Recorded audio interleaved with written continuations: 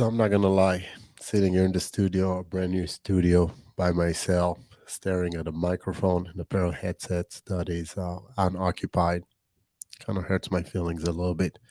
But once again, Steve could not join us today. He's busy doing other things, so you are stuck with me, BK, for another episode of the Silver Savage podcast. And I actually came back from a couple of training evolutions with a few different organizations, and there was one question that seems to be a thread or I guess the theme that was going through in this various training, and I thought it was worth discussing it with everybody else. And as a matter of fact, I would love to get your feedback and input. So after this episode, if you guys can go and leave comments on our Instagram page or the YouTube page, or just direct message me on my personal page. It doesn't matter. The idea is that I would love to hear what you guys are thinking, and if you have any follow up questions that we can keep exploring and discussing as we move forward. This is a topic that is close to everybody's hearts right now. We're talking about a violent world that we live in, and a lot of organizations and institutions are taking steps to harden themselves as a target, which I believe is a phenomenal step. People are finally, unfortunately, due to experience, are starting to think proactively rather than reactively, right? And something that we've been preaching for a long while in our training and teaching. I always said I hate teaching active shooter response. I much prefer teaching you active shooter prevention, right? Why wait till somebody gets shot before we decide how to address and handle it when I can just not let the fucker in to begin with, right? So, so a lot of organizations following the various events that were going on, and they've been going on for a while, right? This is death by a thousand cuts in a sense, but following most recent events, a lot of organizations are reaching out, and it's kind of a wave, right? It always happens after big events, because coincidentally enough, when we would offer training on a regular basis, people are, I won't say reluctant, or at the very least, they think they don't need it. They kind of ding in the head in the sand type thing. But when something bad happens, all of a sudden we get all these phone calls and requests for training. And I'm not belittling it or passing criticism. Better late than never, in a sense. And if these organizations need a training, we'll be there to provide it. So, so recently we were approached by two religious organizations, one on the Christian side, one on the Jewish side, and a private organization, all with questions about how to develop an armed response option to the event of an active shooter specifically, right? And again, just to be clear, when I teach, I don't refer to those events as active shooter necessarily. I refer to him as an active assailant, because I don't need to be shooting at somebody in order to cause uh, mass damage or mass casualties, right? I can run um, into the sidewalk right next to one of these organizations with my car and kill a bunch of people. I can use blades, I can use hammers, I can use other tools I can buy at Home Depot. So kind of narrowing our thought to it has to be a shooter certainly prevents us from seeing the bigger picture, which I think is a flaw. But that aside, the question came up by these organizations specifically about harming. Sorry, I don't know that I pronounced that right. Arming, as in putting arms in the hands of uh, of congregants and volunteers to address this type of events. So let me begin by stating that I'm obviously a pro Second Amendment individual, and I believe people should have the right to bear arms. I think we have the right to self defense, and I think knowing historically what the Second Amendment was written for and to protect us from tyranny, being Jewish myself and learning the history of the Jewish people during World War II or prior to World War II in Nazi Germany, being disarmed and then put in ghettos and concentration camps and ultimately in death camps. Uh, Certainly resonates with me in the sense that if I want to protect myself and loved ones, I should not give up a tool that would give me the option to do so. Um, and again, I cannot stress enough, I don't need a gun in order to harm a lot of people by preventing me from owning a gun, I don't know that I'm necessarily solving the issue. An evil mind is an evil mind, and those evil people will figure out ways of either obtaining illegal firearms or using other tools for the same purpose. So, typically, in other nations where we see more restrictive gun laws, we see an increase in other tools being used for crimes. So, um, again, not to get into the political debate about whether or not gun laws are necessary or unnecessary, or to what extent they're necessary. Um, just wanted to throw that out there because what I'm about to say sometimes irritates some people that come from our world. Because although I'm a pro Second Amendment individual and I believe everybody should have the right, I also am a big proponent of training and education. I believe that owning a tool, any tool for that matter, we don't allow people to drive cars without a driver's license, without taking the proper training prior to. We don't let people operate certain machinery without the proper training and licensing to do so. We don't let people dispense medications without the training and licensing to do so. So if I have a tool that is designed by nature to cause harm, and even though for defensive purposes, I am a believer that certain level of training is probably required. And I'm saying all of that because as we kind of start discussing the whole idea of protecting congregations, protecting communities, training becomes paramount. And this is a discussion that I've had with these individuals. So individuals approach me and said, I go to a church or I go to a synagogue, or in one case, I go to a hospital or work at a hospital. I'm concerned about events of active shooter and I want to carry my firearm at that place of worship or my workplace. So, putting aside for a second rules and laws in terms of carrying in certain locations, right? So, for example, a lot of hospitals being privatized at the most part, typically speaking, do not allow firearms in there. And there have some reasoning behind it. Again, whether I agree or disagree is a different topic, but it is posted and it's not allowed. So for a clinician that works at such facility to come and tell me I want to carry at a place that strictly prohibits it legally, I can't go and tell them, well, you should ignore the law or the rules that they pose and carry anyways, just in case something happens, right? Because although I think that's a logical thing to do, that would be irresponsible of me to recommend such actions. I will probably be setting up that person for failure because he's most likely to get caught with a prohibitive tool and either lose his job or worse, face criminal charges. And I don't care that he meant to do the right thing and had the right mindset and the right heart. At the end of the day, for me to tell him that that is the right thing to do would be wrong. So I'm going to put laws and regulations aside for a second. We'll talk more about the tactical or strategic element of this approach. And I'm going to pick on congregations for a second and being more familiar with synagogues and churches, although I believe that they won't be very different in a sense. Um, I think this will make sense. So my fear is having a right person trying to do the right thing for the right reasons, and yet causing more damage than good in the process.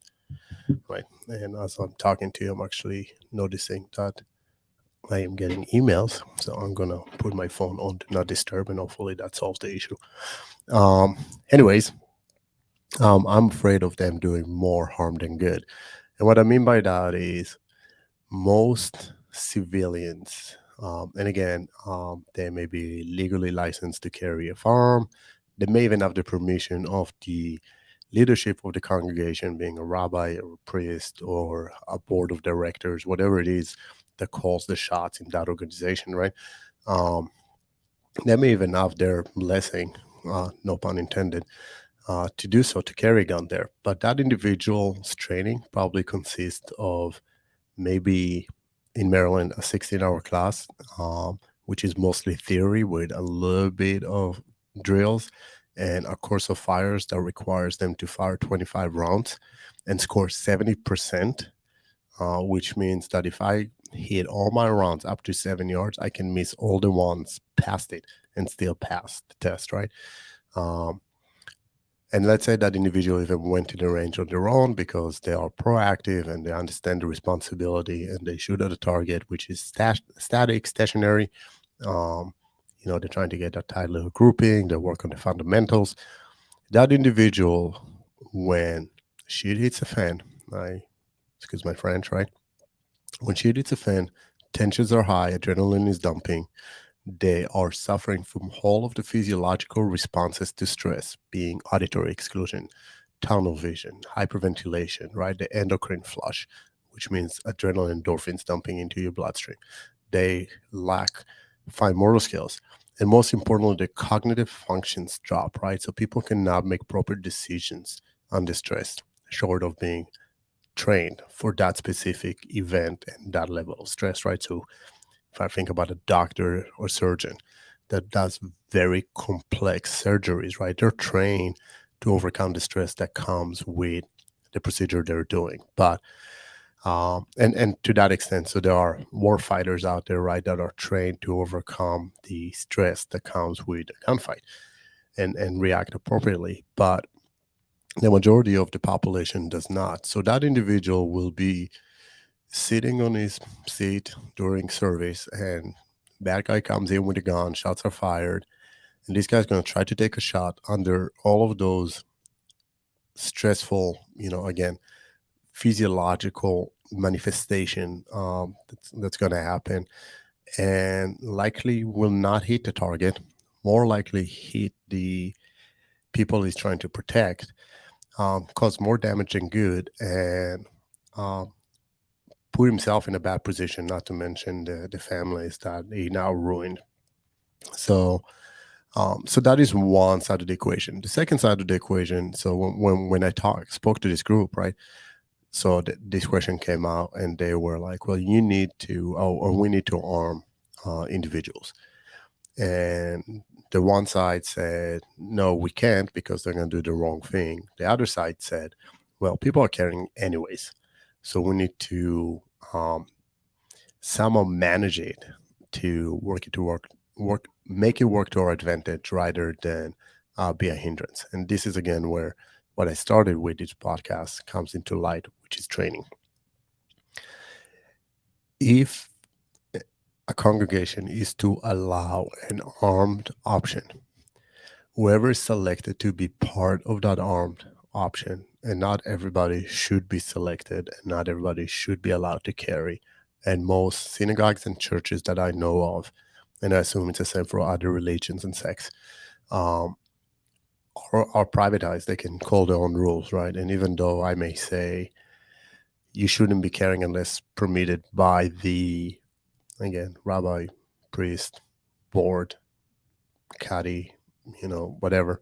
Um, we can stop people from carrying. I mean, if somebody wants to have it under their suit jacket, we're not patting everybody down and making them work through a metal detector, which is all different conversation we can have.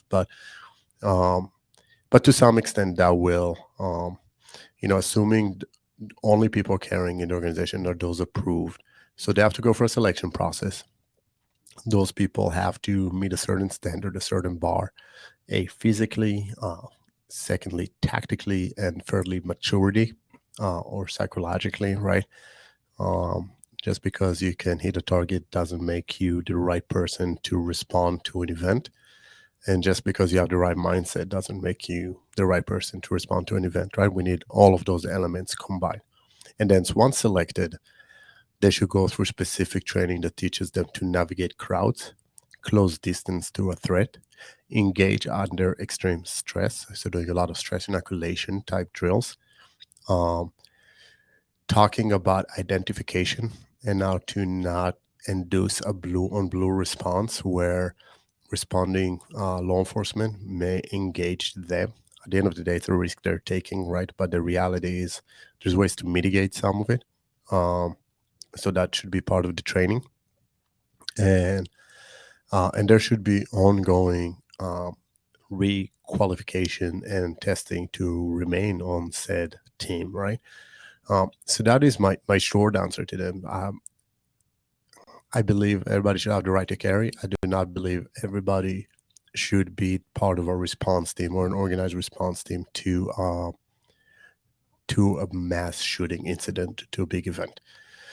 Um, I will throw one more element, though, that I think is worth considering, and that is the whole element of deterrence. So, armed security, whether they're trained or untrained, is certainly an added deterrent for the organization. So, every ill intended individual, uh, whether being a terrorist, an active shooter, any street level crime, right? It's going to go through a 5 step process as they are going from planning to execution of the event. And as part of their cycle, they're going to do some intelligence gathering. A lot of that is going to done through open source intelligence gathering opportunities, right? So Google Maps, um, you know, things that are available in the media. I can go on any congregation's website because at the end of the day, they're businesses and they're posting information out there, right? So I can go and find hours of services. I can find when are they having social events with where the gathering is going to be significantly larger, right? Like weddings, funerals, bar mitzvahs, whatever it is, right? Holidays. Um, so I can find all that information. So the bad guy will find all of that, and then they're probably going to do some dry runs where they're going to try to see the viability analysis of their plan. Um, can they execute it? Now, I will say that short of that individual having a personal vendetta against somebody within a specific organization, they are not locked into a specific target. They're locked into a type of target. So if I want to kill Jews, I can go to one of several congregations and synagogues, right? If I want to kill Christians, there's a bunch of churches I can go to. So what that individual is going to do is going to probably drive around and try to pick up the target that makes the most sense. And at the end of the day, looking for the path of least resistance, which will increase their success chances, right? So for a congregation to have an armed guard standing in front certainly adds to the deterrence level. And that armed guard may actually be not as well trained as we would like and still reach that effect by pure visibility. That person also has to take under account that they are posing themselves as potential targets, because if I was a bad guy that intends to hit a specific location and I see an armed guard and I still want to hit that location, that armed guard is the first target because he's the one that represents the highest risk to the bad guy, right? So that guard needs to be aware of that. Now, this is where a lot of organizations kind of, in my mind, miss the point. If they carry, they want to carry concealed, which again, I understand. Some of it has to do with perception. Some of it has to do with professionalism. But at the end of the day, carrying concealed, as the name suggests, minimizes or lowers at least the deterrence element, as the ill intended individual is not aware of the presence of firearms and therefore does not account for the chance of meeting some lethal response to his actions, if and when that happens. So, this is my belief. Using an element from that we utilize a lot in dignity protection certainly applies to all security processes, which is what's called concentric rings of security, which means as we get closer and closer to the asset, security gets tighter and tighter. So I would have an armed open carry guard on the outside. That is the first layer. That's the deterrence. That person may be overcome, but more likely than not, they would prevent events from happening before they even happen. And not to compare apples and oranges, Israel has armed guards at the entry to every school, most malls, restaurants, and so forth. and terrorism aside, because terrorists don't care and they're, for the most part, they're suicidal anyways. Um, we don't get events like active shooters like in America because nobody wants to go into a place that has an armed guard ready to confront them at the entrance. Again, not trying to compare apples and oranges, and the US and Israel are very different culturally, um, legality, and so forth, but certainly bear noticing. And you take out of it whatever you want to take out of it. But I think that would be the first layer. Actually, that would not be the first layer. It would be probably the second layer, since we'll probably have undercover people and people doing basic behavioral analysis and surveillance and counter surveillance on a even outer ring, where they're trying to um, catch patterns by people. So catch events of potential surveillance, people that don't act normal, that don't belong, and so forth. So that would be the most outer ring, right? But then the armed guard is going to be one of those rings that are slightly further in. And then as we get closer and closer, where the asset trying to protect at this point is the congregants, its peoples, its lives, the security gets tighter. So some sort of access control by greeters that are a little more scrutinizing in the sense of who they allow in and who they don't. Obviously, we have um, actual physical barriers like doors and maybe even access control mechanism, members of fobs or some sort of an ID that would grant them access into the building. But then the last ring would be that armed component internally. Those people may be carrying concealed as they do want that element of surprise, the tactical advantage in case something happens. They are better trained, they're better equipped. So that would be kind of like the last resort, right? They're not the first response, they're the last resort. And they have to keep that in mind also. We got to know our place. So that's in a nutshell the discussion I've had. Now, my question to you, I'm sure some of our listeners either go to such congregations or own businesses or run businesses or work at businesses that may or may not have armed security. And I'm kind of curious, first of all, about whether or not you believe that armed security is good or bad. Because a lot of it is perception, right? And in Israel, armed security is seen as a good thing, as okay, that place is safer because we have armed security. In the United States, the mentality is still such that, oh, if they have armed security, that place must be unsafe, right? So again, we're being reactive in nature rather than proactive. So I'm curious, first of all, about your perception regarding armed security. B, if your facility has armed security or employ them, what do you feel of their level of training and competency to do the job if something happens? Last but not least, I will leave you with this. When people ask me what is the one thing that would give me the highest return on investment in terms of training for an event of mass casualty, and without a doubt, my response is always learn trauma care. You may not like guns, you may like guns and not feel very proficient with them, you may not have the opportunity to engage correctly, but without a doubt, everybody can save a life by knowing how to apply a tourniquet, apply a chest seal, right? Pack a wound. So that's a very basic and probably the most important thing that I would always recommend an organization to do is, if you haven't already, get a stop the bleed class going on.